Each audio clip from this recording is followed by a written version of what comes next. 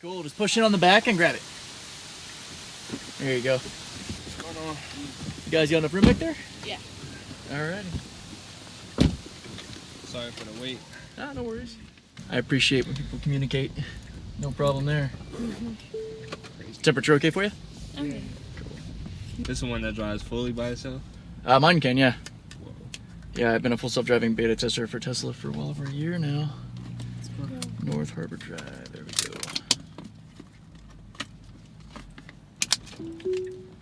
There it goes. Whoa. Well, it's getting it though. Needs to get over. There you go.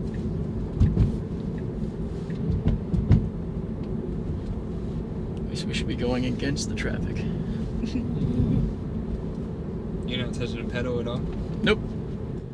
I can give it throttle without taking over. Like I can actually, like that's me.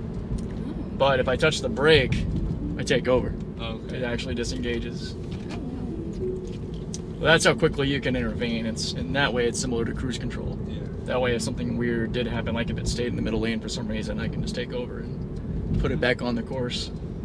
It's part of what helps Tesla iterate on it, make it better. There's over 400,000 of us with this tech now, helping it like train, give them the information all over the U.S. and Canada. Yeah, that's super helpful for development. It's one hell of a data pool to pull in. Oh yeah. They definitely have the space for it though. And it's one reason that there's really no catching up to Tesla's lead because they have this scale. Like no one else pursuing autonomous driving has over 400,000 people contributing to it. Yeah. Basically in a sandbox manner with no pre-programmed routes or anything. Like it's almost, or no, it is in fact every time it's activated like it's seeing it for the first time. So You there's trust no it? Well, I tell everybody that I trust me. You know, Yeah. I'm here to make sure that it doesn't mess up. I trust it more than I do the average human, that's for sure. I mean, at least it won't deliberately break the law. I've seen so many people just today alone running red lights. You know, so one or two people downtown just blatantly going the wrong way down a one-way road. You name it. Well, now we've switched back to the highway autopilot that Teslas have had for years. Hopefully soon here we finally get the long-awaited version 11 that puts everything on one software package, which should provide a pretty nice step change forward. It'll probably have some pretty big regressions at first. It's kind of like anything when you're trying to iterate fast, you typically will have a one step forward, two steps back kind of a scenario. Don't you have to like, so when you first get the Tesla, don't you have to like wait a couple months for it to like evaluate your driver to see if like you're safe to have the autopilot? Not quite. You're kind of slow down more. There you go. A little uncomfortable there, but you did good at recognizing that needed to get over. But to answer your question, to get the beta originally, which is the city streets portion that I have, the full autonomy, we did have to get Tesla permission to monitor our driving more closely via the safety score, which is, it sounds like what you heard about. And over 15 days, the first 1,200 of us or so were monitored and allowed in if we kept a perfect score, 100 out of 100. And they're looking at things like your aggressive cornering, which even going this fast around this bend would be considered aggressive cornering on the safety score. Yeah, I would feel that so quick. It's nuts. Anything over 0.2 Gs, and it was like you're getting hit for aggressive driving. So for me, being a gamer, it was a little easier than most because I knew the goal and how to actually play the game to win. So after about 3,000 miles of driving with passengers, I kept a 100 out of 100 and got it. But now it's in what's called wide release. So anybody who has full self-driving, whether they're subscribed to it monthly or have it purchased outright, they can just request it and have it. Because now it's been around long enough with enough of us. It got up to, I think, 200,000 of us before Tesla said, all right, let's go, wide release to everybody. Because it's been proven safe enough. There hasn't been an increase in accidents or problems. In fact, there's been a decrease. I think there's currently, this is kind of nuts, the current stat is I think 1 in every 6.2 million miles is an accident. Oh.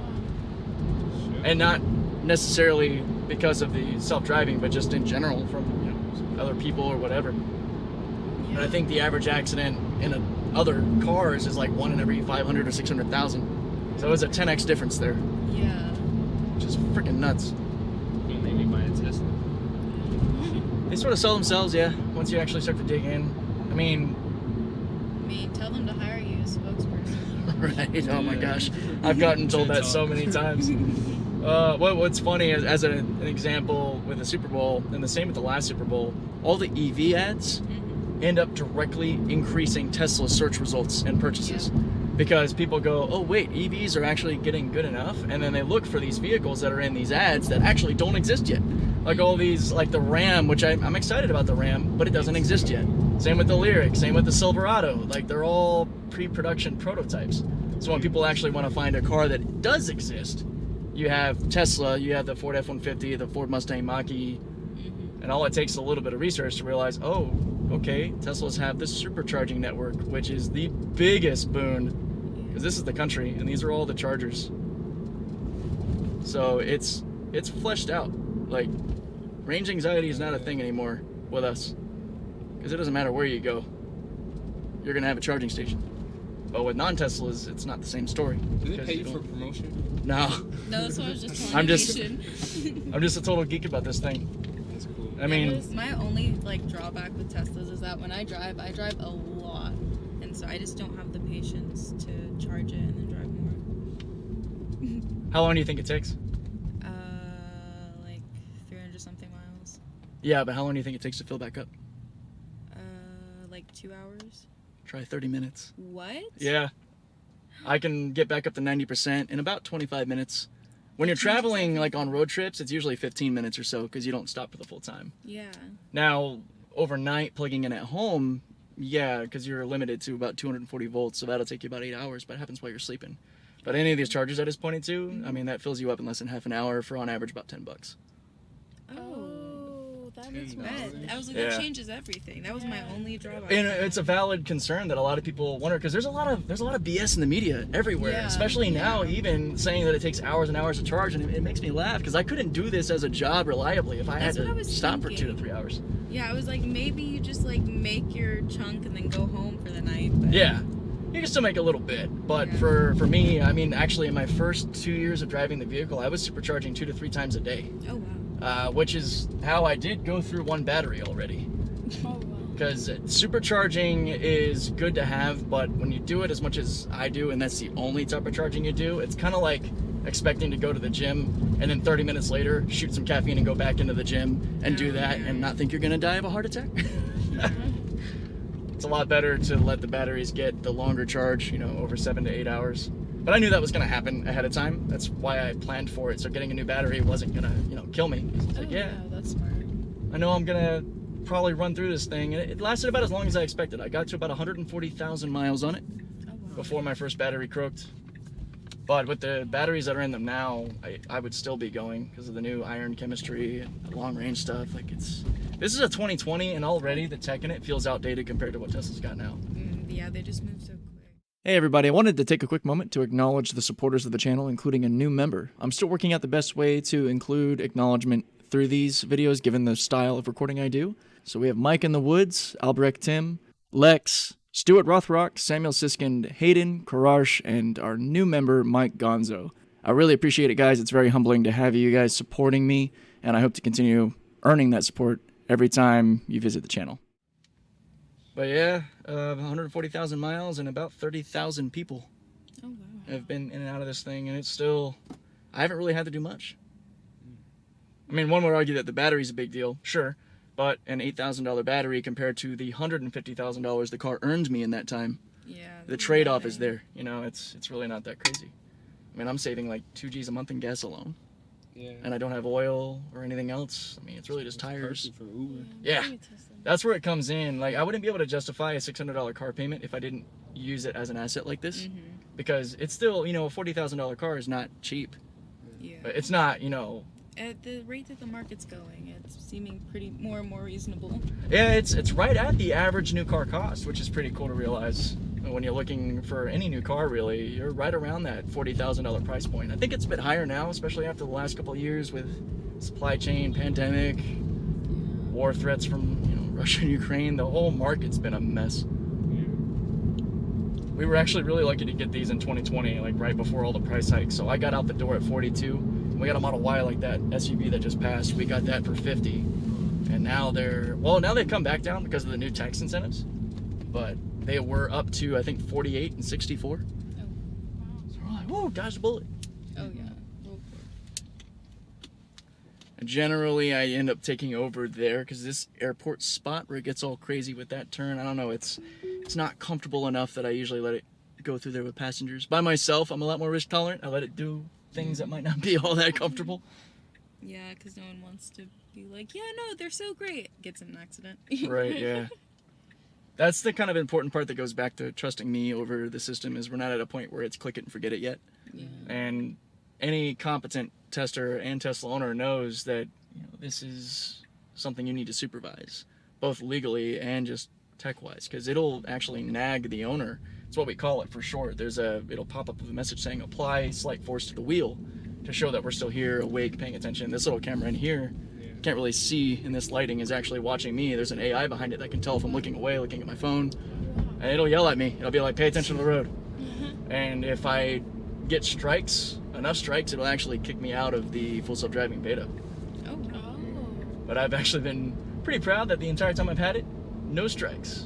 Oh, that's impressive, yeah. I feel like, if you just half competent, pay attention to the road, you're not going to get a strike.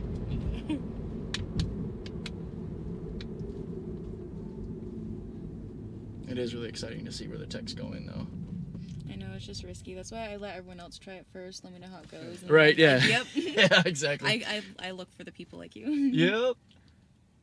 Yeah, I don't, get comped by Tesla or anything, but in the last year and a half, I've been a content creator with the YouTube channel, which is why I have all this stuff. Okay. And on there, I pride myself in being the objective source. So you'll see me showing it doing really good, but also showing it not so good. Because there are some personalities in the Tesla sphere that are acting like this is ready to be taking people around with no driver yesterday. Yeah. And then there's others that are out to make it sound like it'll kill you in an instant. And it's like, neither of those are true. Truth is a bit in the middle there. I would say it's not even in the middle. It's a lot more on the side that won't kill you. But, see, that was actually a beep, not to yell at me, but it was just saying apply slight force and to check because of what's going on in the area. To like, hey, you're there, right? Because something weird just happened. Oh, okay. All kinds of little codes it'll throw up to be like, hey, help. It's like a constant test. Yeah.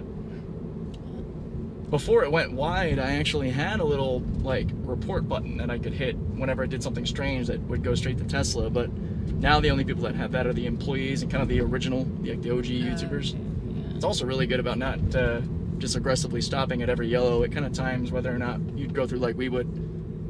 Oh wow, that's cool. It isn't recognizing that we need to be on the right side of the road though, which is where it's actually failing right here. So take over and help it out a little bit.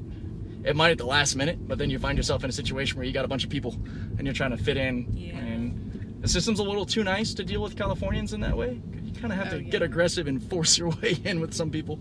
Yeah, see, and I'm used to driving in Texas, and they're even worse because not only are they that aggressive, they also don't know how to drive and don't know where they're going. Oh, wow. That's awesome. Yeah. What part of Texas? San Antonio. Oh, yeah. I lived in San Antonio for 2 years. Yeah, the before worst place to drive. It's pretty bad. I do remember that. Let me get you right into this spot off the road so I don't have anyone honking at me. Yeah, I was actually lived in San Antonio before I dipped into the Navy and got sent out here. Oh, nice. You still in the Navy? No, I got out back in 17. I'm in Grew the a beard.